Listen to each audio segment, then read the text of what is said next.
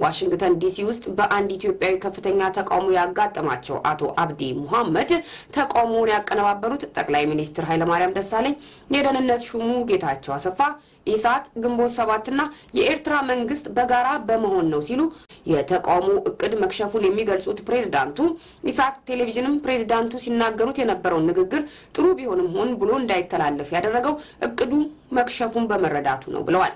የክልሉ ምክር ቤት አባላት 7-5 በመወሰን አቶ አብዲን ከስልጣን ለማውረድ ሙከራ ቢያደርጉም አቶ አብዲ ሐረር በሚገኙት በወዳጃቸው በጄኔራል አብርሃ አማካኝነት በስልጣን ላይ እንዲቆዩ መደረጉን አስታውሷል። 7ቱ የምክር ቤት አባላት አሁንም ተሰደው አዲስ አበባ እንደሚገኙ የሚገልጸው አብዱላሂ አቶ አብዲ ለአቶ ኃይለማርያም ከፍተኛ ንቀት ያላቸው ሲሆን ከእርሳቸው የሚመጣውን ትዕዛዝ አይቀበሉም። አቶ አብዲ በሚኒሶታ ከፍተኛ ተቃውሞ አጋጥሟቸዋል።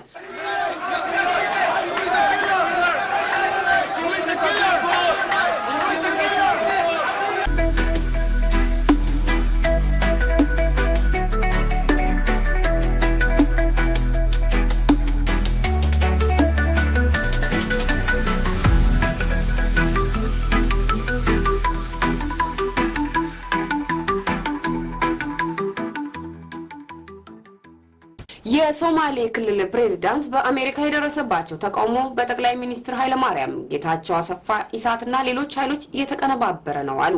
ዋሽንግተን ዲሲ ውስጥ በአንድ ኢትዮጵያዊ ከፍተኛ ተቃውሞ ያጋጠማቸው አቶ አብዲ ሙሐመድ ተቃውሞውን ያቀነባበሩት ጠቅላይ ሚኒስትር ኃይለማርያም ደሳለኝ፣ የደህንነት ሹሙ ጌታቸው አሰፋ፣ ኢሳት ግንቦት 7ና የኤርትራ መንግስት በጋራ በመሆን ነው ሲሉ አካራ ኒውስ በተባለው የግል ዌብሳይታቸው ላይ በሶማሊኛ ባወጡት ረጅም ጽሑፍ ገልጸዋል። ፕሬዝዳንቱ ተቃውሞውን ሲያሰማ የነበረውን መኮንን የተባለውን ሰው ስም ከፊት በማስቀደም መኮንን ጌታቸው አሰፋ ኃይለማርያም ብለው ጽሑፋቸውን ይጀምሩና ኢሳት ከጀርባ ሆኖ ሲያቀናብር እንደነበር ያትታሉ። የተቃውሞ እቅድ መክሸፉን የሚገልጹት ፕሬዝዳንቱ ኢሳት ቴሌቪዥንም ፕሬዝዳንቱ ሲናገሩት የነበረው ንግግር ጥሩ ቢሆንም ሆን ብሎ እንዳይተላለፍ ያደረገው እቅዱ መክሸፉን በመረዳቱ ነው ብለዋል።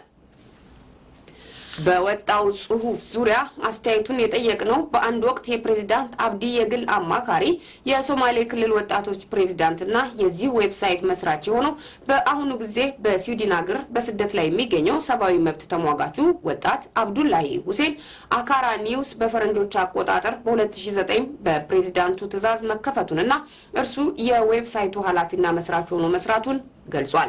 ዌብሳይቱ ለልዩ ሚሊሻ ከተመደበው የመንግስት በጀት ተቀንሶ መቋቋሙን የሚገልጸው አብዱላሂ በዌብሳይቱ ላይ ለሚሰሩ ጋዜጠኞች ገንዘብ የሚከፈለው ከክልሉ ባጀት መሆኑን ይናገራል። የተከፈተው በ2009 አካባቢ ነበረ። ዌብሳይቱን እኔ ነበር የከፈትኩት በመጀመሪያ ጊዜ በፕሬዝዳንቱ ትዕዛዝ። ዌብሳይቱ ሆስት የተደረገውና ማረጋገጥ የሚቻለው ሀበሻ.ኔት የሚባል የኢንተርኔት የዌብሳይቶች ካምፓኒ አለ አዲስ አበባ ውስጥ ጌቱ ኮመርሻል ህንጻ ላይ ማለት ነው። አሁን ምናልባት ቢሮ ቀይረው ሊሆን ይችላል እና ዌብሳይቱ የፕሬዝዳንቱ የግሉ ዌብሳይት ነው። እኔ ከወጣው በኋላ በፕሬዝዳንቱ ወንድም ስም ነው የባለቤትነቱ ስም የተዘዋወረው። ስለዚህ የግል ዌብሳይቱ ነው፣ የፕሬዝዳንቱ የግል ዌብሳይት ነው።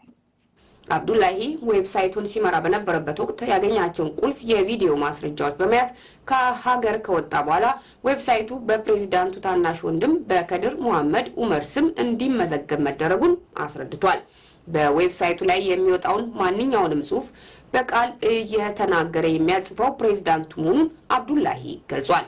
አቶ አብዲ የደህንነት ሹሙ አቶ ጌታቸው አሰፋና ጠቅላይ ሚኒስትር ኃይለማርያም ደሳለኝ ተቃውሞውን አቀነባብረውታል ብሎ እንደሚያምን የገለጸው አብዱላሂ ምክንያቱ ደግሞ ከወራት በፊት ከተፈጠረው ክፍፍል ጋር ይያያዛል ብሏል። የክልሉ ምክር ቤት አባላት 7-5 በመወሰን አቶ አብዲን ከስልጣን ለማውረድ ሙከራ ቢያደርጉም አቶ አብዲ ሐረር በሚገኙት በወዳጃቸው በጄኔራል አብርሃ አማካኝነት በስልጣን ላይ እንዲቆዩ መደረጉን አስታውሷል። 7ቱ የምክር ቤት አባላት አሁንም ተሰደው አዲስ አበባ እንደሚገኙ የሚገልጸው አብዱላሂ በአቶ ኃይለማርያምና በአቶ ጌታቸው አሰፋ እንደሚደገፉም ገልጿል። አቶ አብዲ ለአቶ ኃይለማርያም ከፍተኛ ንቀት ያላቸው ሲሆን ከእርሳቸው የሚመጣውን ትዕዛዝ አይቀበሉም። አቶ አብዲ ከጠቅላይ ሚኒስትሩ ጋር ሰላም እንደሆኑ ለማሳየት ሁለቱ ሰዎች ጎን ለጎን ቁጭ ብለው የሚያሳይ ፎርጅድ ፎቶግራፍ አሰርተው በዚሁ ዌብሳይት ላይ እንዲወጣ ካደረጉ በኋላ በደረሰባቸው ነቀፋ እንዲነሳ አድርገዋል። በአቶ አብዲ ጉዳይ በአንድ በኩል የደህንነት ሹሙና አቶ ኃይለማርያም ደሳለኝ በሌላ በኩል ደግሞ የመከላከያው ሹም ጀነራል አብርሃ ተፋጠው እንደሚገኙ የሚገልጸው አብዱላሂ እስካሁን ባለው ሂደት መከላከያ በማሸነፉና አቶ ኃይለማርያም ምንም ለማድረግ ሳይችሉ ቀርተዋል ብሏል። ፕሬዝዳንቱ ወደ አገር ሲመለሱ ችግር አይገጥማቸውም ወይ ተብሎ ለተጠየቀው ሲመልስ ደግሞ የመከላከያ ባለስልጣናት እጃቸው ውስጥ እስካሉ ድረስ ምንም እንደማይሆኑ ይናገራል። ነገሮች ገፍተው ከመጡም ዌብሳይቱ የኔ አይደለም ሊሉ እንደሚችሉ አክሏል። እንግዲህ ይሄ ፕሬዝዳንት ወደ ሀገሩ ይመለሳል ብዬ ገምታለሁ። ግን አሁን ዋናውን የደህንነት ሹሙንና ኃይለማርያምን ይከሳል። በሌላ በኩል ደግሞ የመንግስት ደጋፊ የሆኑ ሚዲያዎችን ሰውየው ኮንታክት እያደረገ መግለጫ ለመስጠት ሙከራ እያደረገ ነው። እንግዲህ በዚህ ንግግሩ ይሄ ሰውዬ ወደ ሀገር ቤት ሲመለስ አደጋ አይገጥመውም ወይ በማለት እንግዲህ ጠቅላይ ሚኒስትሩንም የደህንነት ኃላፊውንም ከሷልና እንዲሁ ነገሩ ዝም ብሎ በሰላም ወደ ሀገር ቤት ተመልሶ በሰላም ጉዳዩ ይቋጫል ብሎ መናገር ይቻላል? አብዲ አንደኛ ፕሬዝዳንቱ ዌብሳይቱ የኔ አይደለም እዛ ላይ የሚታተመው ነገር እኔ ማውቀው ነገር የለኝም ብሎ ሊናገር ይሆናል። ነገር ግን ዌብሳይቱ የእሱ እንደሆነና እሱ የሚያዘውና እሱ የሚጽፍበት ዌብሳይት እንደሆነ በግልጽ የሚታወቅ ነገር ነው። በሁለተኛ ደረጃ ደግሞ ይሄንን አርቲክል ብዙ ሰዎች ኮፒ ካደረጉት በኋላ ዲሌት አድርገውታል። ምናልባት ዌብሳይቱን አሁን ድጋሜ ብትጎበኘው ይሄ አርቲክል ኦልሬዲ ከዛ ውስጥ ዲሌት ተደርገዋል። ነገር ግን እዛ ላይ ታትሞ እንደነበረ ለማግኘት ቀላል ነው። በጎግል ሂስትሪ ቢታይ ወዲያው ነው ስክሪንሾቶች የሚወጡት ማለት ነው። የሚከዳ ነገር አይደለም። እኛም አለን። በዚህ አጋጣሚ ለመናገር አብዲ እኛም አለን።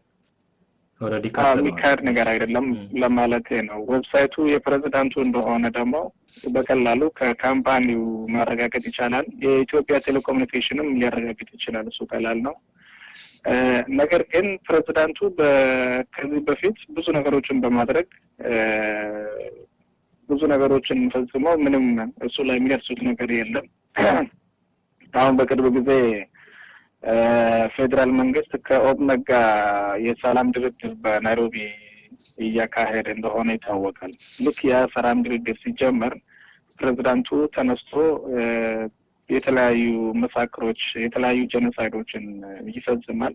ያንን የሚያደርገው ፌደራል መንግስት እያደረገ ያለው ነገር ለመቃወም ነው እና ያንን እያወቁት ምንም ሊያደርጉት አልቻሉም። እና ያ ምን ለማለት ፈልጌ ነው፣ መከላከያ ሰራዊት እስከደገፈው ድረስ ሌሎች ምንም አይነት ፓወር የላቸውም ፕሬዝዳንቱን የመናገር መሆን የማንካት እና ተመልሶ ሄዶ ምንም እንደማይደርስበት ነው እነማስበው። በመከላከያ አዛዦችና በአቶ አብዲ መካከል ያለው ግንኙነት ከግል ጥቅም ጋር የተሳሰረ መሆኑንም አብዱላሂ ይናገራል። አቶ አብዲ ከኦብነግ ጋር የሚያደርገው ድርድር ስልጣኔን አደጋ ውስጥ ይጥለዋል በሚል ስጋት አይቀበሉትም። የአክራ ኒውስ ዌብሳይት መተዳደሪያ ጽሑፍ እንደሚያሳየው ዌብሳይቱ ስለ ሶማሌ ክልል ወቅታዊ ሁኔታ ከባለስልጣኖች አንደበት የሚነገረውን እየተቀበለ እንደሚያሰራጭ ያትታል። በዌብሳይት ውስጥ የክልሉ ፕሬዝዳንት የሚያደርጓቸው እንቅስቃሴዎችና የአሜሪካ ጉብኝታቸው በፎቶ ተደግፎ ቀርቧል። በተመሳሳይ ዜና ደግሞ አቶ አብዲ በሚኒሶታ ከፍተኛ ተቃውሞ አጋጥሟቸዋል።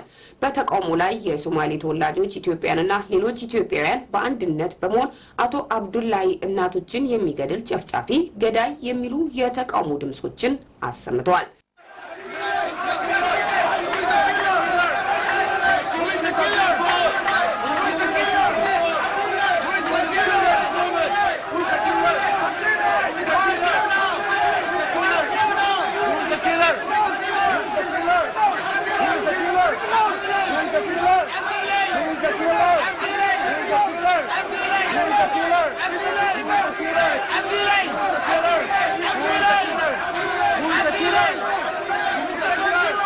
የሶማሌ ክልል ፕሬዝዳንት አብዲ ሙሐመድ ኡመርና በክልሉ የካቢኔ አባሎች መካከል የተፈጠረው ልዩነት ተከትሎ በጠቅላይ ሚኒስትር ኃይለማርያም ደሳለኝ ጽሕፈት ቤት በተካሄደው አስቸኳይ ግምገማ ፕሬዝዳንቱ ፈጸሟቸው የተባሉ በርካታ ወንጀሎች ተዘርዝረው ቀርበዋል።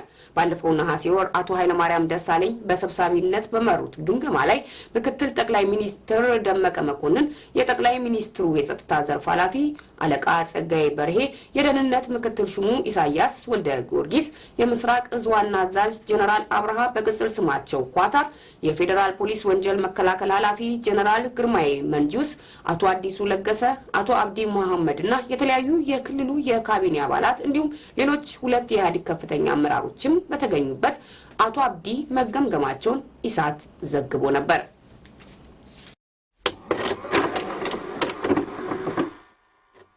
እንመርቃቸው ብለን ያዘልቃቸው